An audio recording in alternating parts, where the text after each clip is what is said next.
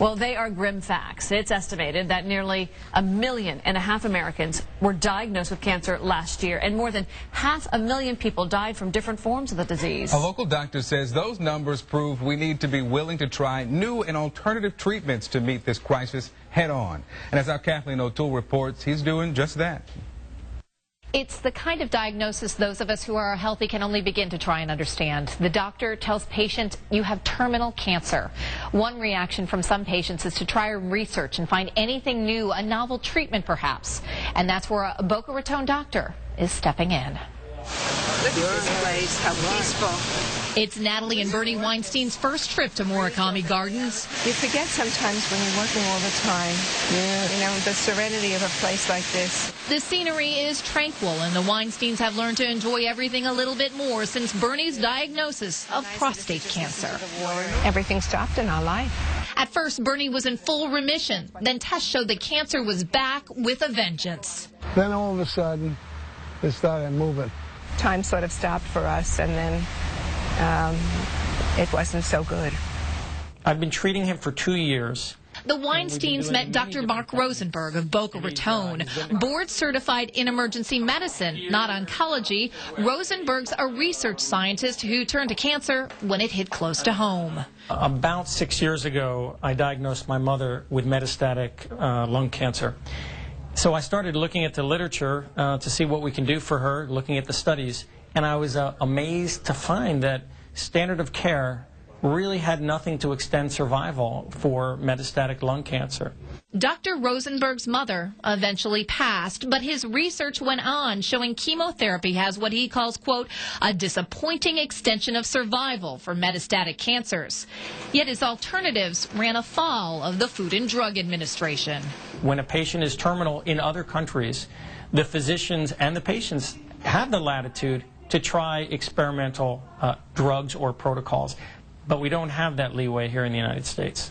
So the doctor goes south to Bogota, Colombia, and his clinic where he takes terminal patients for treatments they couldn't get stateside. And here we see a patient who... Dr. Rosenberg narrates as a Colombian woman gets a treatment called Coley's toxins. It's a type of immunotherapy developed in the late 1800s that produces shaking, chills, and fever. It had some favorable results in the U.S. until the FDA stopped its use in the 1950s. After receiving several months of Coley's toxins, her latest scan shows no evidence of cancer. Bernie Weinstein went to Rosenberg's clinic in Colombia for Coley's toxins, and while it didn't work, he's still under the doctor's care, recently starting personalized chemotherapy. Every cancer is genetically unique, and it's constantly mutating. So the idea of using the same chemotherapy drug on every patient with the same cancer does not make sense. We're buying time. And I believe that we're buying time. Chemotherapy, says Rosenberg, is not a cure to metastatic cancer, but a stopgap until something real is found. And he hopes that something is a drug he's developing in Colombia. The cancer cell processes glucose, the blue ovals, for energy. That makes lactic acid or lactate in hydrogen that's toxic to cancer. So the cell pumps it out. Rosenberg's drug, the red circles, blocks the cells. The lactate builds up, the pH level drops, and the cancer dies. I think it's not fair to allow dying patients who've been given up on it and have no other options. Why not get this done in another country and try it? The circumstances in which I felt a patient needed to leave the country to get good care have been few and far between and almost non-existent. An oncologist with the Palm Beach Cancer Institute, Dr. Robert Green, is not familiar with all Rosenberg's work, but he says personalized chemotherapy is a widely accepted technique.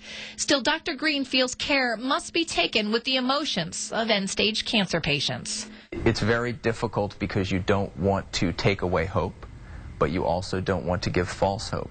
The Weinsteins credit Rosenberg with getting Bernie's weight down, tackling his sleep apnea, getting him in fighting shape for the battle of his life. There is no cure for cancer now. We know this. Yeah. What we have to do is we have to keep Bernie alive until there is one. It makes you feel good.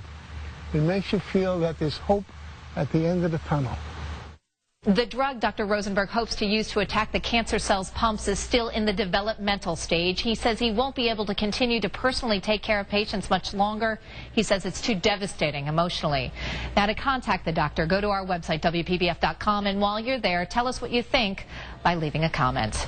Kathleen O'Toole, WPBF 25 News.